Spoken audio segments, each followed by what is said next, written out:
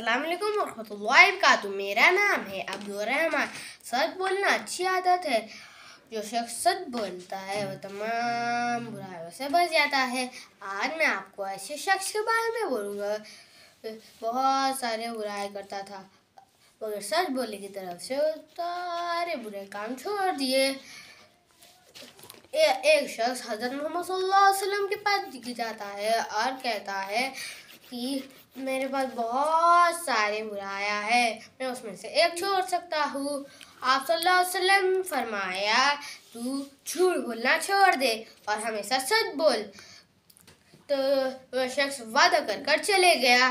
शाम को वह चोरी करने निकला और उसे ख्याल आया कि मैं हमेशा सच बोलूँगा और अगर आप सल्लल्लाहु अलैहि वसल्लम मेरे से दरियात फरमाएंगे तू रात को कहाँ था, तो उसे कहना पड़ेगा कि मैं रात को चोरी करने गया और उसे कहना पड़ेगा कि मैं रात को चोरी करने गया, कि उसे बड़ी महफिल में उसकी बेइज्जती होगी और उसे सज़ा भी मिलेगी। इसी तरह वह शाम को चोरी करने नहीं गया।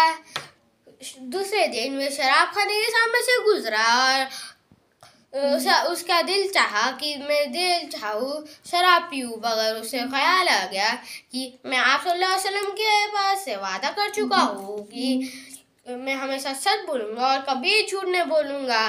कि आप सल्लल्लाहु अलैहि वसल्लम दरियात फरमाएंगे, तू रात को कहाँ था, तू कल दिन को कहाँ था, और उसे कहना पड़ेगा कि मैं शराब खाने में था और उसकी बड़ी महफिल में बेइज्जती होगी। इसी तरह वो शराब खाने नहीं गया।